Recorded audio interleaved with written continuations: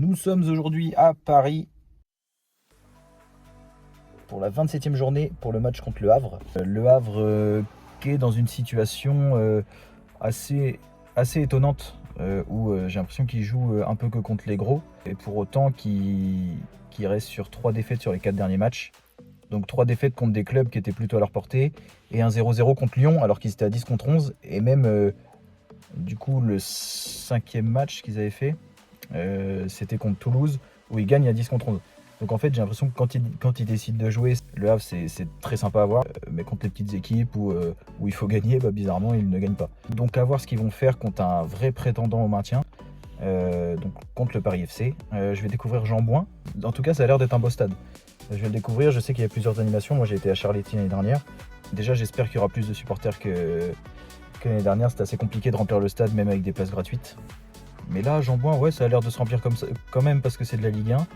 Après, là, il faut voir sur un match comme ça, où on joue clairement le maintien, à voir si le Paris FC remplit le stade, quoi. Parce que c'est important de le remplir quand même, c'est important d'avoir des supporters qui poussent.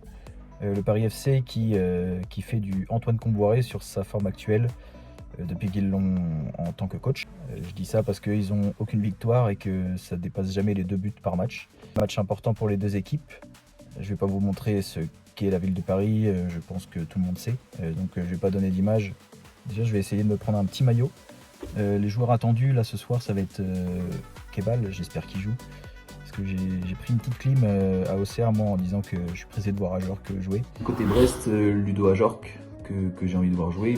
Au final il a été suspendu, donc j'espère que Kebal joue, j'espère que Lesmelou. Je sais que Maxime Lopez était mis un peu sur le banc depuis qu'Antoine Kombouaré est venu, donc je ne sais pas s'il rejoue ou non. Et côté Le Havre, j'espère voir Bouffal parce que c'est un technicien, moi j'adore les joueurs de ballon comme ça. Donc j'espère qu'il sera là, j'espère voir Yacine Keshta.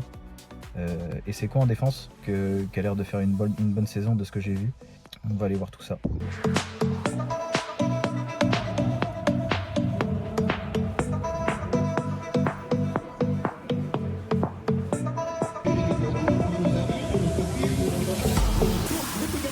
Sociaux, il me semble. On ne sait rien sur les réseaux sociaux.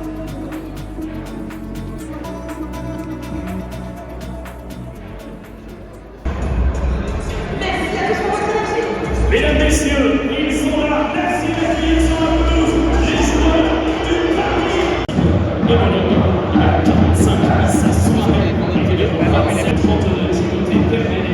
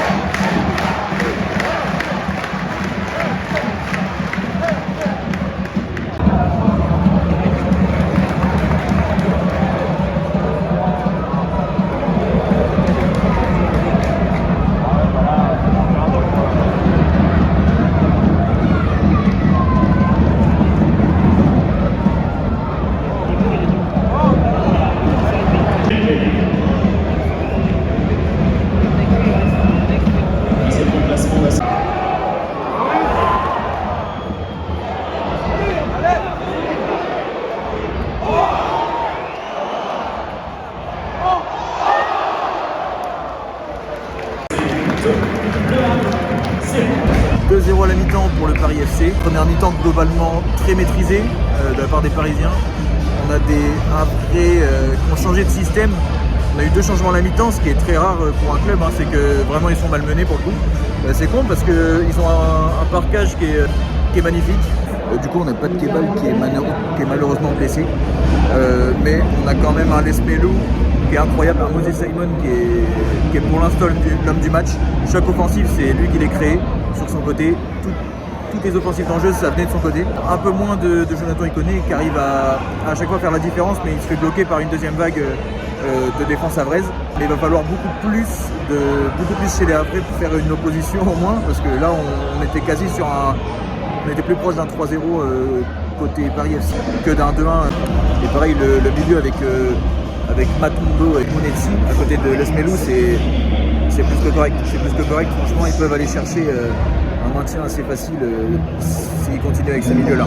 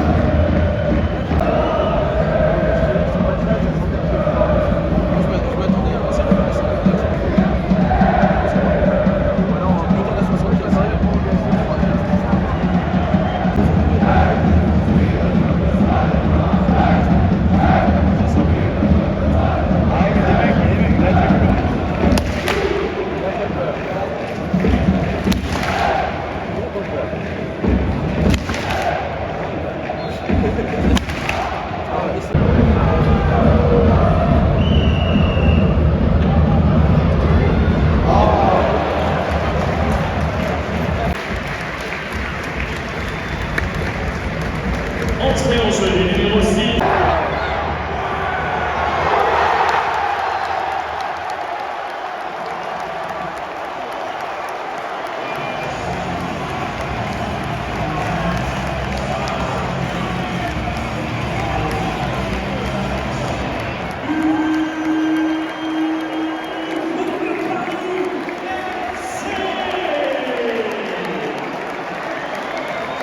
Le but est inscrit par le numéro 7, Adébali.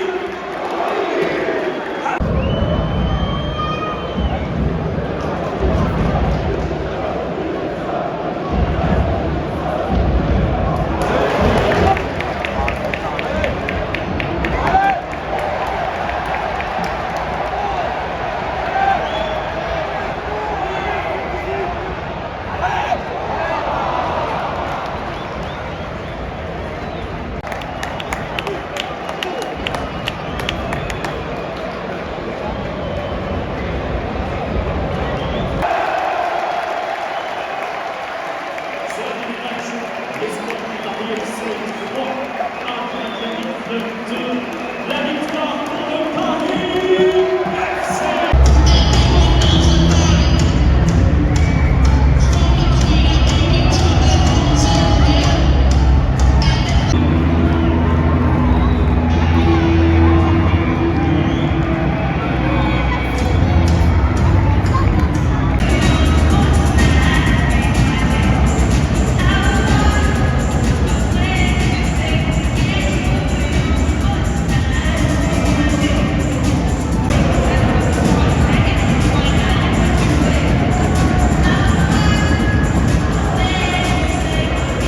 Fin du match 3-2, match spectaculaire dans cet objectif maintien des deux équipes. Une équipe du Paris FC qui n'a pas lâché malgré un rouge de Rudy Matondo un peu tôt dans dans la deuxième mi-temps. Honnêtement, j'ai cru que le Havre allait revenir parce qu'ils ont marqué assez vite après ce rouge-là. Et puis ils avaient un parquage qui poussait carrément, quoi. Un parquage qui était magnifique et bondé de monde. Incroyable, bravo les Havrais pour ça. Mais honnêtement, c'est le Paris FC qui mérite dans l'ensemble, hein, quand on voit la première période plus que maîtrisée de leur part. Sachant que le Havre avait fait 2 changements avant la mi-temps. Déjà, ça montre un peu qui est-ce qui a la maîtrise du match. Au final, une deuxième mi-temps qui paraissait un peu hachée, c'était moins juste techniquement. Des deux côtés, hein. Enfin, le Havre n'y a jamais été, mais en tout cas au niveau de Paris, évidemment, ils sont un de moins, donc ils font avec leur force, moins correct techniquement, c'était moins agréable à voir, mais ils n'ont rien lâché. Et au final, sur un fait de jeu, je ne sais pas si c'est volontaire ou pas, je vais essayer de le mettre dans le montage. On a une passe en profondeur qui est déclenchée, 3e but du Paris FC, où Lesmelou se retrouve en 2 contre 1 côté gauche, où il décale parfaitement pour Gori. Mais c'est la passe de base pour Lesmelou où il y a une feinte puis la passe, et je sais pas si justement cette feinte est volontaire ou si c'est un raté. Donc je vais essayer de le mettre dans le montage et je veux vos avis sur ça. Du coup ça permet de marquer le 3-1, de se poser un peu, de refaire le break, et du coup on a un 3-2 très tardif de Godson Kieremé, un ancien Canet qui est arrivé au Havre d'ailleurs. Anecdote assez marrante quand même quand on sait la rivalité des deux clubs, qui marque vraiment 20 secondes après son entrée. Premier ballon, je dirais, rentre pour le coup franc, et sur le coup franc il marque une tête. Donc ça c'est des entrées qui font plaisir, même si derrière il n'y a pas victoire. Je pense que pour lui, en termes de confiance, il en reprend un peu, quoi. Et c'est ce qu'il faut, parce que le Havre, on sait qu'offensivement c'est assez compliqué ces derniers temps. Là ils en marquent 2, mais évidemment ils étaient à 1 de plus sur le terrain. Au classement, on a le Paris FC qui peut carrément souffler, tout en sachant que même si Auxerre revient, on sait qu'il y a des équipes qui sont en dessous niveau points et niveau jeu, donc ils peuvent souffler. On a un Nantes au final qui stagne après la défaite face à Strasbourg le dimanche soir, qui reste à 17 points si je ne me trompe pas, et donc qui est à 10 points de sortir même des barrages, quoi. Enfin, pour sortir des zones de relégation, donc c'est beaucoup trop loin. Donc ils peuvent carrément souffler, le Paris FC, se dire qu'ils peuvent jouer plus tranquille sur la fin quand même, alors qu'on a une équipe du Havre où c'est pas fait, quoi.